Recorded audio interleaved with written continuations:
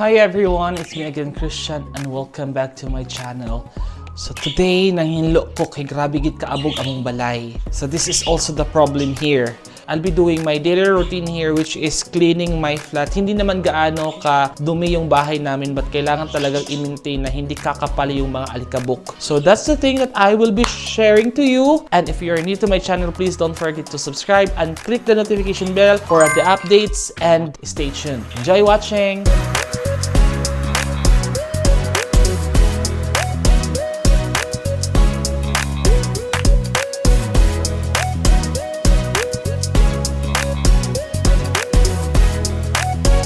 Muna ako yung ika-advise sa inyo ha guys, kung namoy langgam, Diyos ko ayaw yun din yung ibutang sa inyo ang sulod sa inyong balay, kay grabe kaabog. Samot na kasamo agali nga nga among gigamit nga base is balas, mauging pag maglupad-lupad ang mga langgam na yung mga particles nga galupad-lupad po sa gawas. Mao kinahanglan gid nga kung mag-atiman mo mga langgam dapat gid nasa gawas, outdoor, kay grabe ka hassle. Mo nang akong gibuhat karon. Just imagine ako ipakita sa inyo ha guys ha. Tanawa ra gudo. Makita ninyo di ba? Oh, ayan. Grabe ka abog, ayan oh, di ba? Mao na kung limpyuhan karon. Part man na sa among responsibilidad amo naman nagidawat before namo gidesisyonan nga magbutang og langgam diri sa sulod. Amo yung gihuna-huna kung unsa ang mga consequences kumbaga. So mao po ni siya diri, amo ning nahitabo karon disadvantage pag ang inyong langgam nasa sulod yung balay. Kay grabe ka abog samot lang kana nga area din ha dool sa langgam. Diba? Maong agwantahon na lang. Akong buhaton is magkuha sa kong trapo o kana ang tubig. Kay isipod kayo nga akong bisibisihon lang ang mga abog tapos at the end naradig po sa palibot ng lupad-lupad. Huwag yan po ipolos. So, let's go! So, hayan mga madam. Dili pod pwede nga di na ako protektahan akong ilong. So gamit taog mask, dili usong COVID karon ha. Kani pod unya ni siya nako gamiton pag mahuman ako ato og remove sa mga kamagwangang abog. Grabe. Tan-aw ra gud guys oh. Ayan oh, kita ninyo na ah. Grabe ka abog.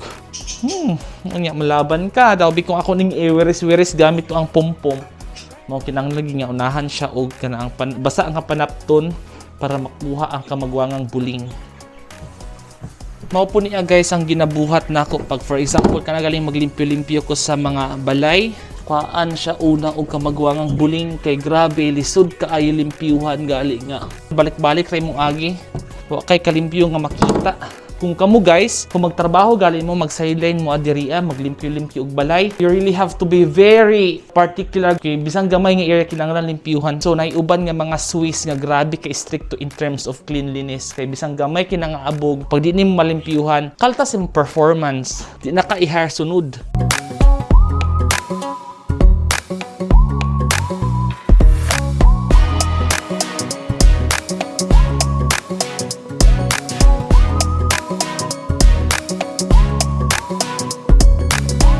Kung gusto pod ko ninyo i-hire guys as cleaner, message mo sa ako aha. Kay andam ko nga mulimpios inyong balay. Charot. Unsaon? Sa pagkakaroon lang yun, nabutang nga, nadugayan kong limpyo ani nga area. But mao ra gyapon dali ra man siya kay kuha naman siya abog ug tapos waras-warasan lang din sa pompom. So mao ta kay king. Ayan mga design no. Kuskus kita ani kay Ginoo ko partner guys sa pag magminyo na mo tapos magpuyo mo sa usa ka balay kinahanglan gyud nga makabalo before mo magsulod sa usa ka relasyon or sa usa ka minyo nga kinabuhi. Dapat kabalo gid mo limpyo, mahirap nang magkalisod-lisod mo unang kung di gid ka equipped ani nga skills. Hoy Ginoo ko bayot pag agtug tisda pag eskwela. Charot. Joke lang guys, ayot ninyo tinud guys. Opo din naka-problema din ni akay. Come here. Boss. Hey, they're watching you. Ayan no, Paddy is working here. It's Friday. And he's so diligent. I know.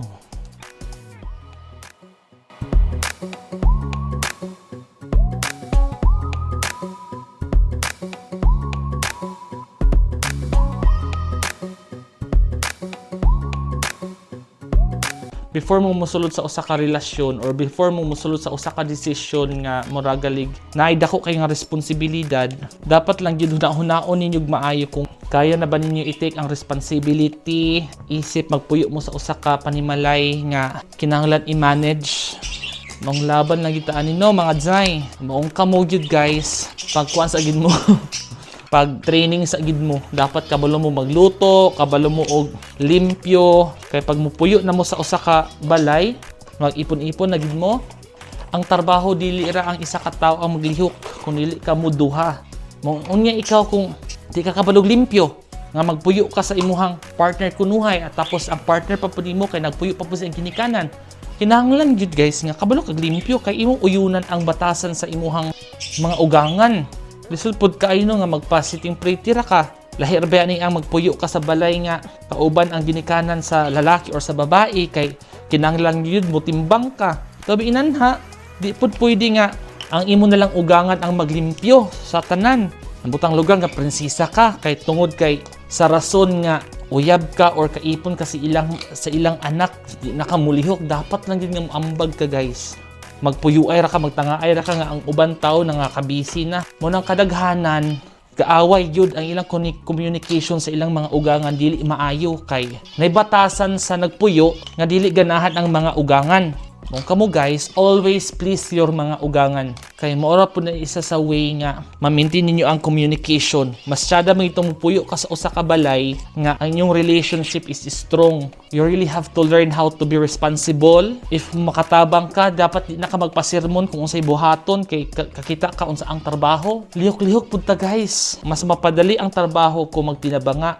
Din usap pa, kung magminyo man galing mo, dapat gid kabalo mo unsa inyong buhaton. Di na magpasirmon. O nang giingon nga common sense. Di man ta perfect, pero ang ako lang ikaingon is we really have to do the best. We are not born to be perfect. We are born to learn from our imperfections. But how will you learn if you don't even try learning? In fairness, hapit na po ko mahuman, pasensya gid kay kung sige ra ko yaw-yaw diya sa inyo ha guys ha. I guess makarelate man po siguro mo sa akong ginapang yaw-yaw, di ba?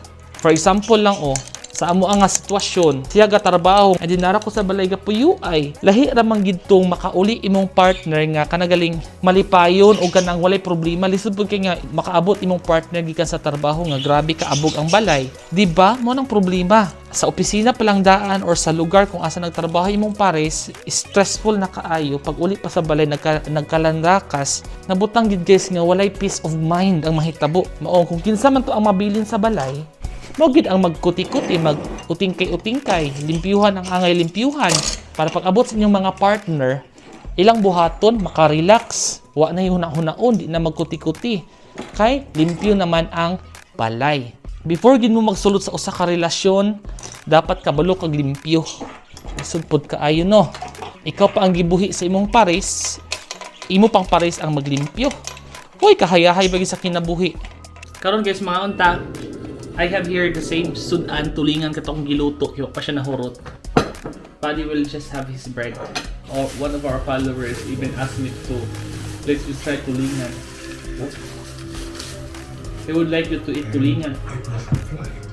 Kamulo pud mi kaon, kamulo pud mi tan-aw sa kuan TV. Ano yung panito karon? Paddy.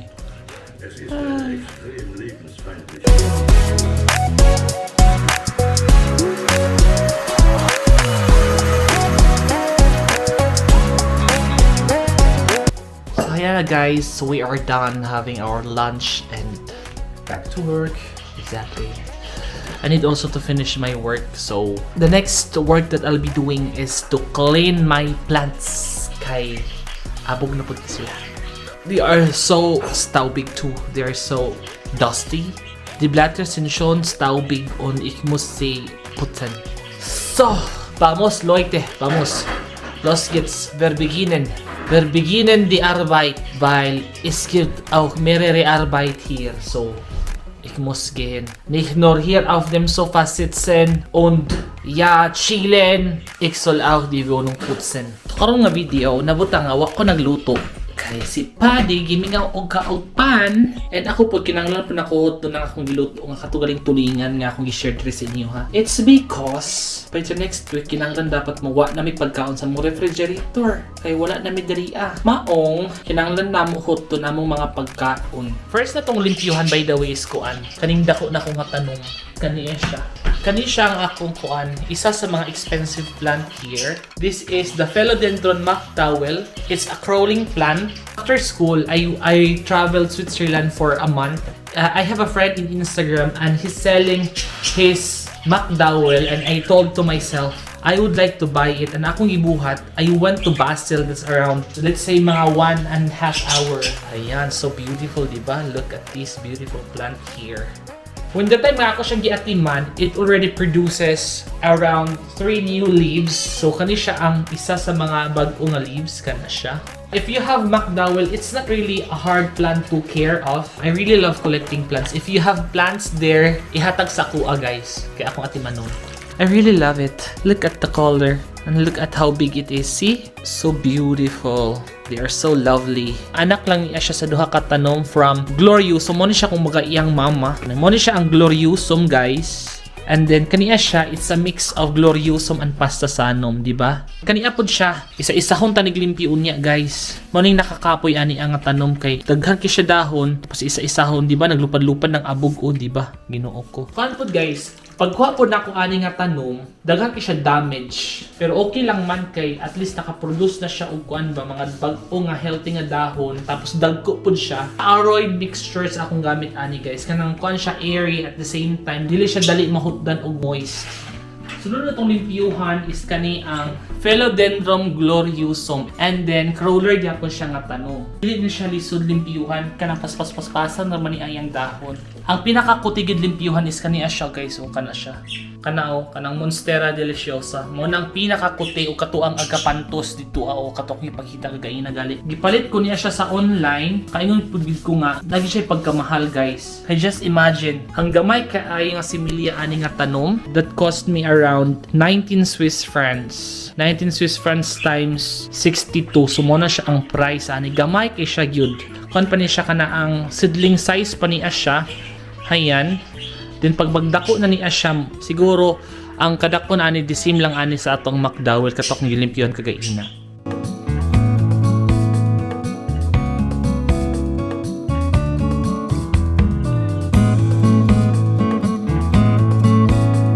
Proceed na ta sa lain natong limpihon. This is my Alocasia Red Secret.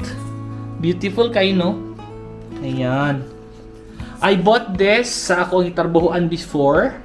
Before ko nagbiya, mo ni siya akong gi-reward sa akong self. I bought this. Kung magtrapo po mo sa inyohang kuan guys, sa inyohang tanong, ayaw po kay harsh na inyo pagkahagod kay alam niyo ang mga tanong, grabe ka delicate, grabe na sila ka sensitive.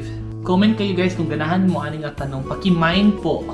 This is only around 12 Swiss francs. Charot, 12 Swiss francs. Bilakha niya diha sa Pilipinas kung paliton. Muni siyang agapanthus. Kani siya yung flower ani color white. Tapos kaniya siya, we have here 2 different agapanthus. This one here is color orange. Diba grabe siya ka-healthy no? Grabe po na kung atiman ani. Uy, dili basta-basta.